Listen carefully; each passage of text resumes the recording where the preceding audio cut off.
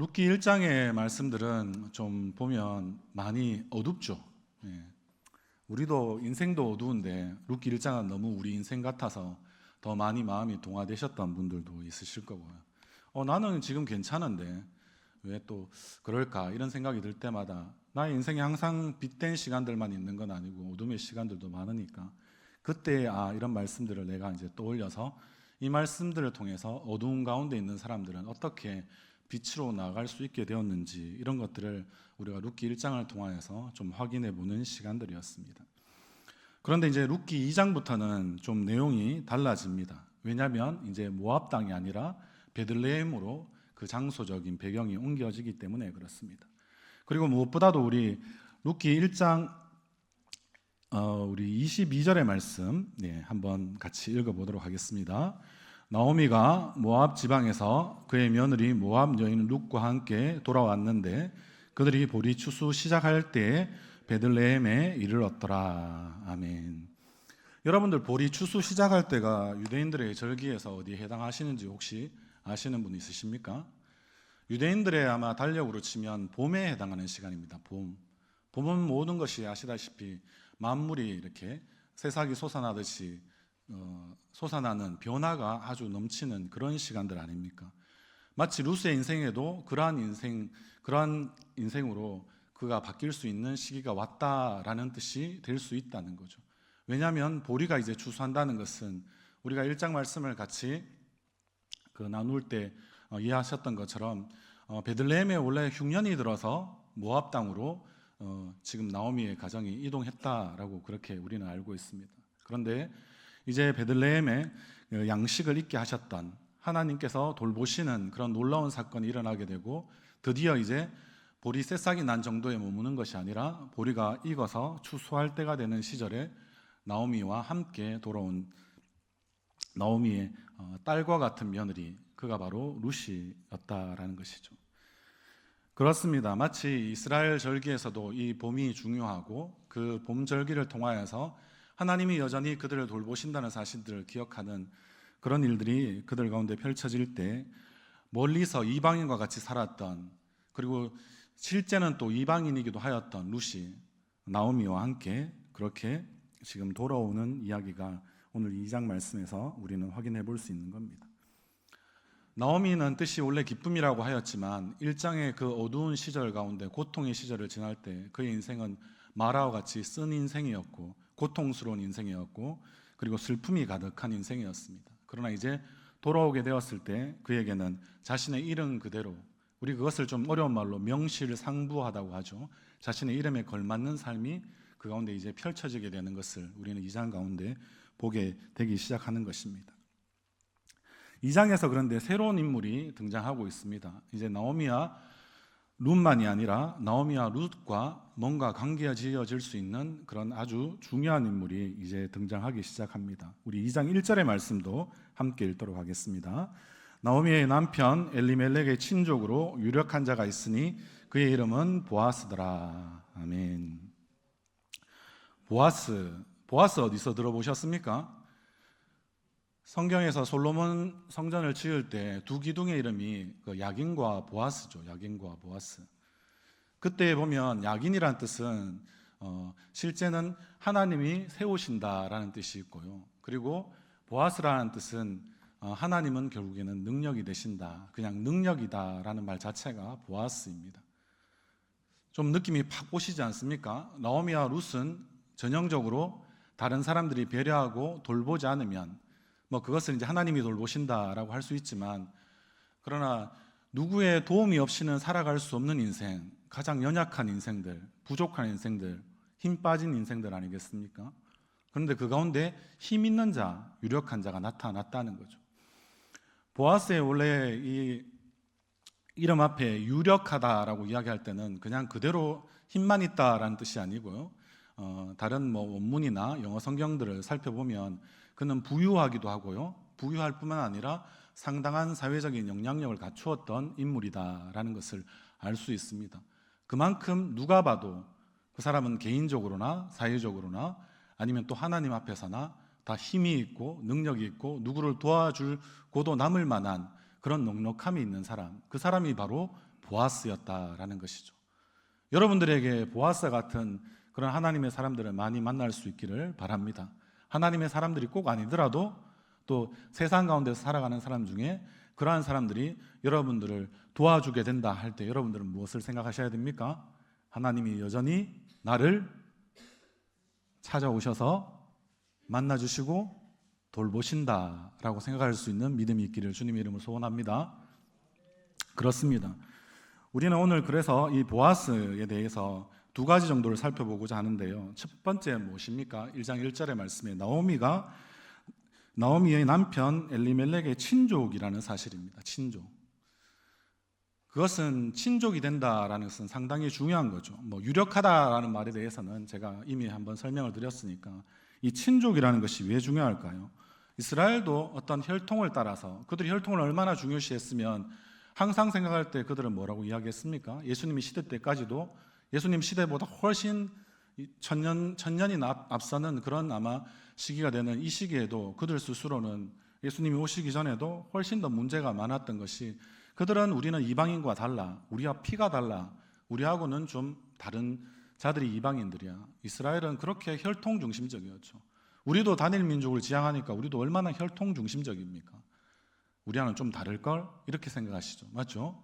그런 생각들이 순수 혈통을 지향하는 그러한 이스라엘 민족이었는데 이 친족이라는 개념은 그냥 단순히 그러한 어떤 의미에서 혈연관계만 아주 지향하는 그런 모임이 된다. 그래서 그들은 스스로 자신들이 오류에 빠지는 그러한 민족이다라고 저는 비난하고 싶어서 오늘의 친족이라는 이 개념들을 설명드리고 싶지는 않습니다.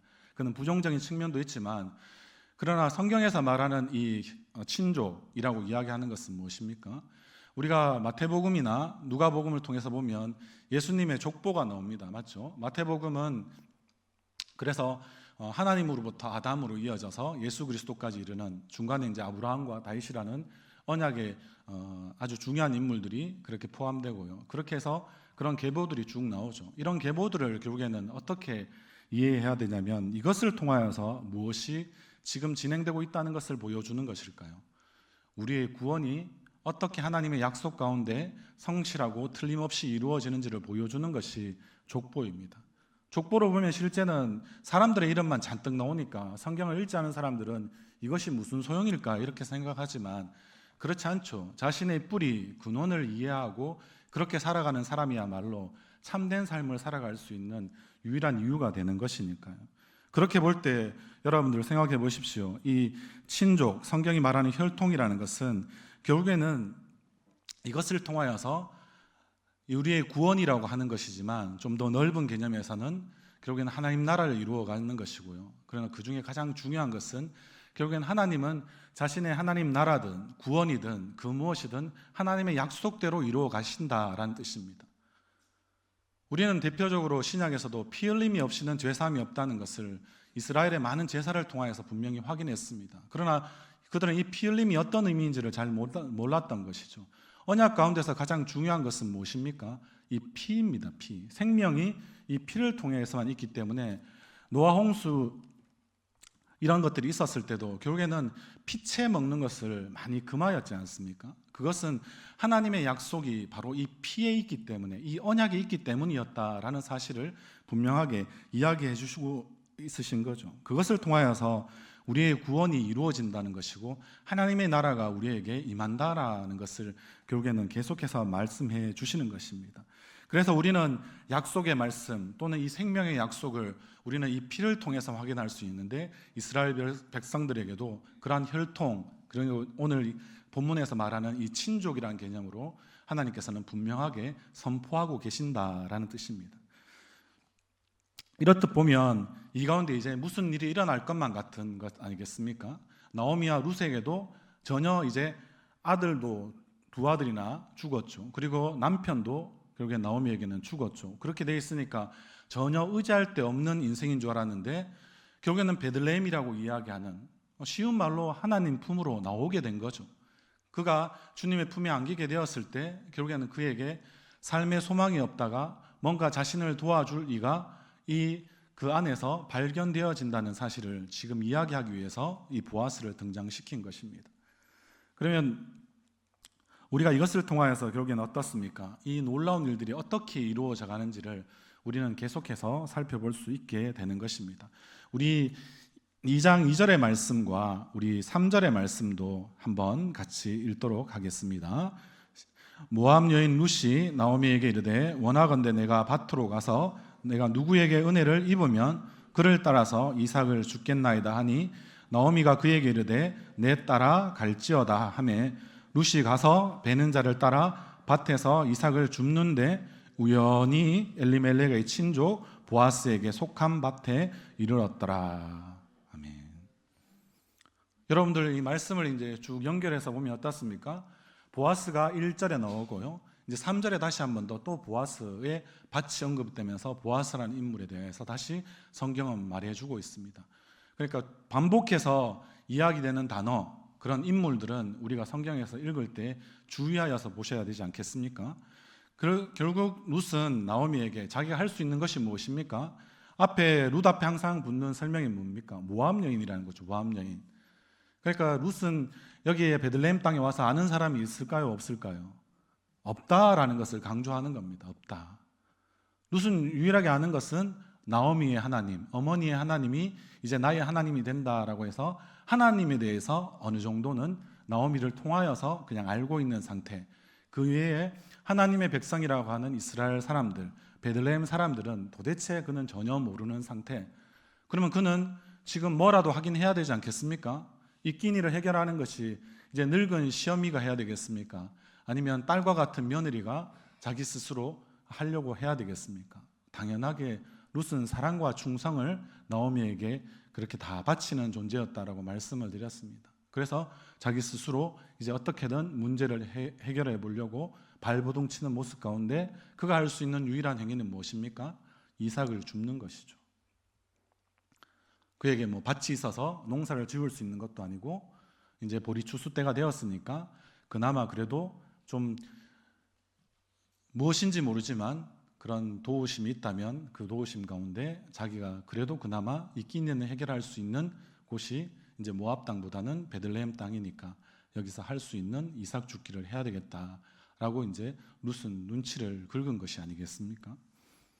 그래서 그렇게 어머니에게 그러면 이삭을 죽겠다 하고 그렇게 이야기할 때 나오미도 그러면 선선히 그러면 가라라고 이제 내 따라 갈지어다라고 이렇게 격려해 주는 그런 말씀을 그렇게 이야기하고 있습니다. 그런데 3절에 좀 더 주목해서 보면 룻은 이제 열심히 이제 이삭 죽기를 시작했지 않습니까? 이삭을 줍는 가운데 이제 중간에 3절 중반에 이 한 단어가 이렇게 나타납니다. 우연히라고 말이죠. 우연히 엘리멜렉의 친족 보아스에게 속한 밭에 이르게 되었다라는 거죠. 성경에서 우연히라고 이야기하니까 뭐 이 부분에서 해석에 따라서 참 많이 갈라질 수 있습니다. 우리의 신앙은 우연은 없다. 맞기도 하고 틀리기도 한 말입니다. 어떤 의미에서 맞습니까? 하나님의 손을 벗어날 수 있는 인생은 이 가운데 아무도 없으시기 때문에 그 말이 맞죠. 그러나 왜 또 틀리다라고 아니면 다르다라고 제가 설명드릴 수 있을까요? 그것은 하나님께서는 우리가 생각하는 우연이라는 것도 하나님은 다 사용하신다라는 의미라는 겁니다. 오늘 제 제목이 좀 어렵지 않으십니까? 섭리적 우연이라고 제 제목을 그렇게 붙여봤는데요. 하나님의 손 안에 있는 우연이다 이렇게 생각하시면 됩니다. 우리가 잘 아는 우리 청년들은 잘 모르죠. 그 유명한 이 만남이라는 주제로 불렀던 노사연이라는 가수가 썼는 우리 만남은 우연이 아니다라고 이야기하는데 그도 뭔가는 알았으니까 그렇게 표현은 했겠죠. 그런데 그 말이 맞기도 하고 틀리기도 하다라고 말씀을 드리는 거예요.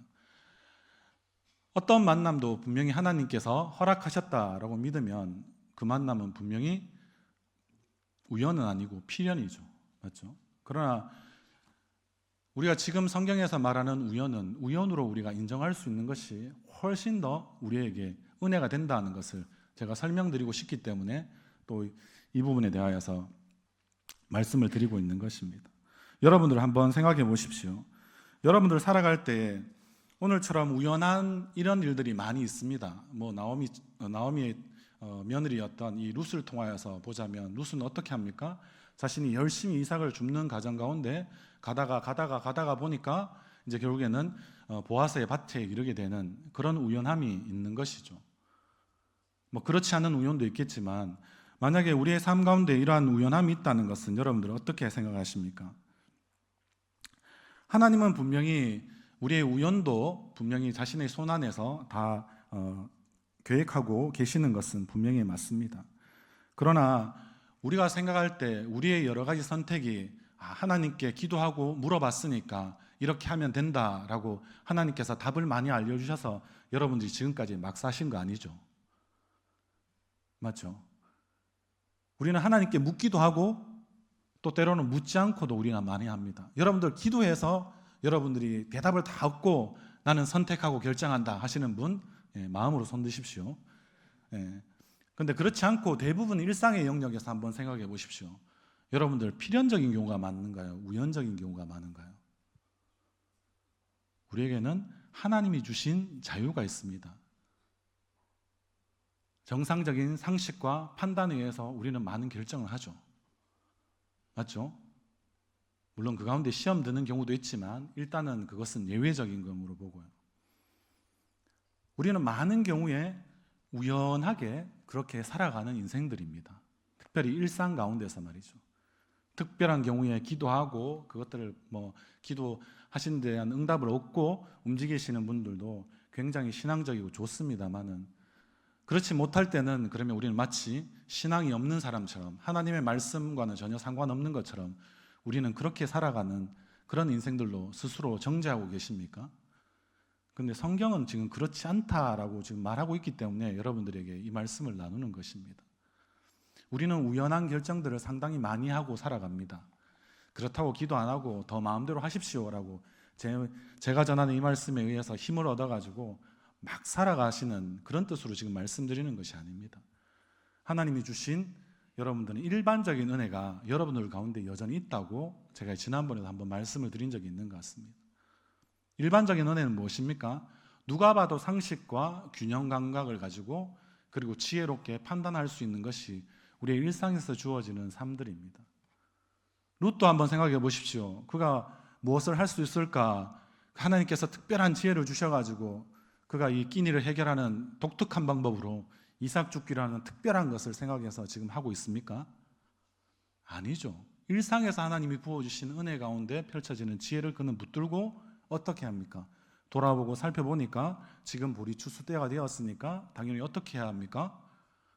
이삭을 주울 수 있는 것이 특별히 베는 일도 남자들이 주로 하지 않습니까? 보통 원래 이삭을 주울 때 뒤에서 따라가면서 이 볕당 같은 것들을 이렇게 묶어가지고 보리 이런 것들을 묶어내는 그런 작업들은 결국에는 여자들이 하는 것이고 그리고 그 가운데 분명히 원튼 원치 않든 그렇게 그 나달들이 흘러지는 경우가 있지 않습니까?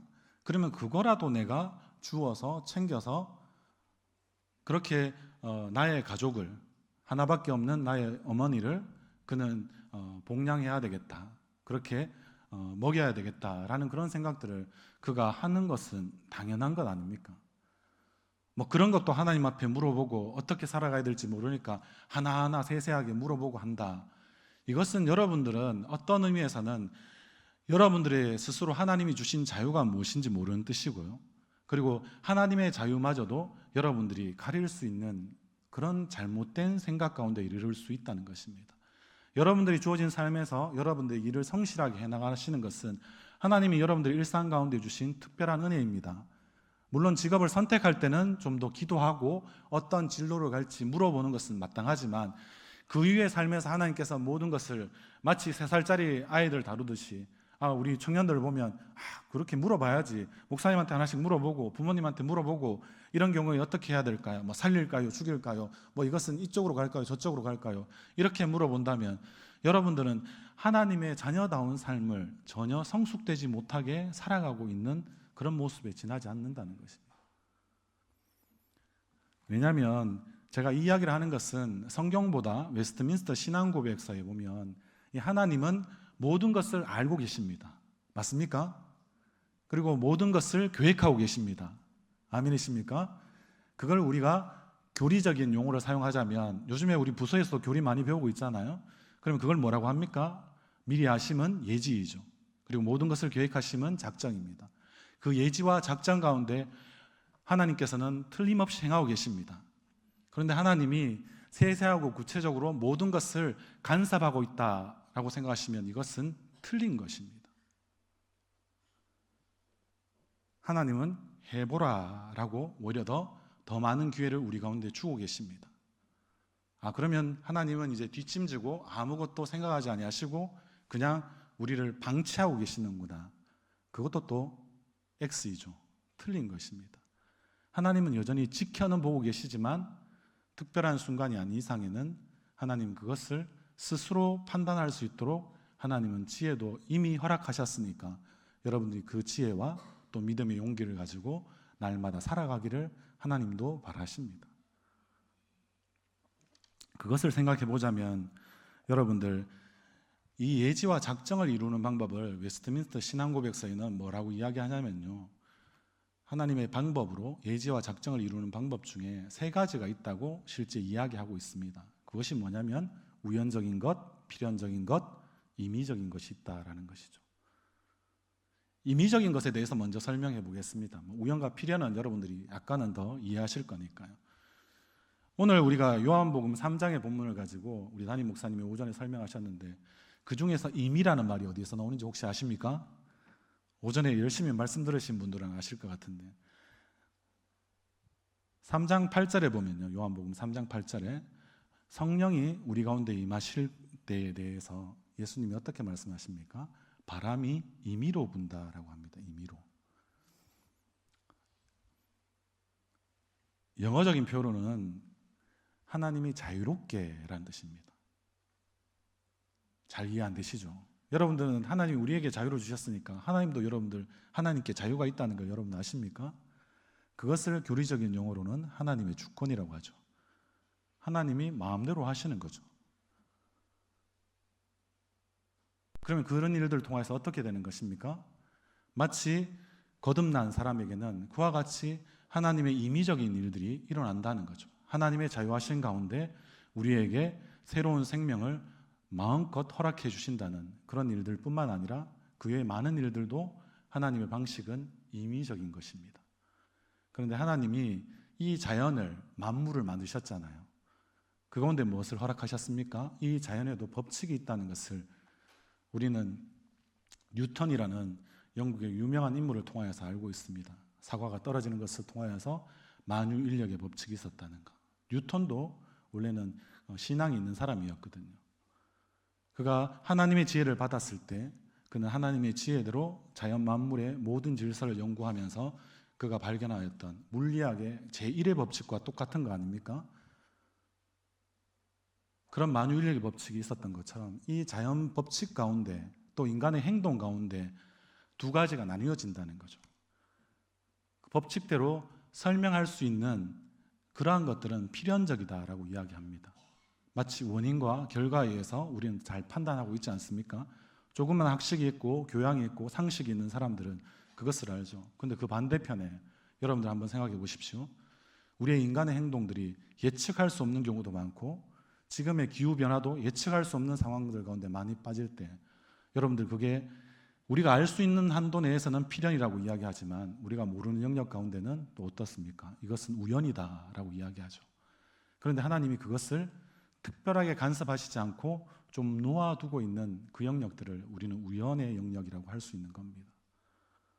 하나님은 그렇게 해서 우리에게 우연한 것을 통하여서 여러분들의 삶 가운데 하나님의 은혜를 알아갈 수 있도록 그렇게 잘 하나님은 지켜보고 계신다라는 뜻입니다. 그러면 한번 생각해 보십시오. 이것이 왜 큰 은혜가 되겠습니까? 아까 말씀드렸잖아요. 우리는 매 순간 하나님과 관계에서 하나님께서 원하시는 대로만 살아야 돼라고 생각하지만 그 가운데 우리는 하나님을 인격적으로 경험하지 못하고 기계적으로 생각하는 것이 얼마나 많습니까? 딱딱 떨어지지 않으면 우리는 불안해하죠. 초조해하죠. 근심하죠. 두렵죠. 이런 일들이 많이 일어나는데 오늘 말씀을 들어서 여러분들 한번 집에 가서 더 생각해 보십시오. 우연한 것 가운데도 섭리가 있다라고? 하나님은 우연을 통해서도 일하신다고? 그렇구나. 내가 걱정하고 염려하고 불안해하는 그 모든 일 가운데 일상적으로 내가 행해지는 모든 일들도 하나님의 손 안에 있구나 라고 생각해 보십시오. 우연한 은혜만큼 더 큰 은혜가 여러분들 어디에 있습니까? 불안해하지 마십시오. 염려하지 마십시오.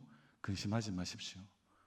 우리 청년들도 또 이렇게 어디 가다 보면 또 타로 카드 점치고 싶은 마음들이 뭐 저처럼 굴뚝 같을 때가 있잖아요.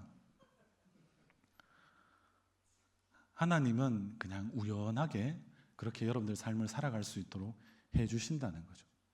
내가 이해할 수 없을 때라도, 내가 이해하지 못하는 임의적인 초자연적인 세계까지 생각하지도 마시고 그냥 우리가 지금 눈에 보이는 이 세계 가운데도 우리는 우연한 일들을 얼마나 많이 경험하고 있습니까?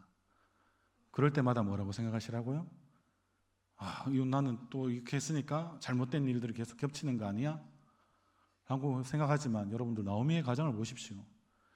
가족 중에 3명이나 죽어나가는 줄초상이라는 가정도 하나님이 결국에는 그 우연한 가운데 놓아두시지만, 여러분들 이걸 제가 설명 다 드릴 수가 없다는 거 아니겠습니까? 하나님이 왜 하나만 죽여도 돌아올 것 같은데 둘, 셋을 죽여가면서까지도 이 나오미의 가정을 돌이키는 이야기를 여기에 적어 놓으셨을까요?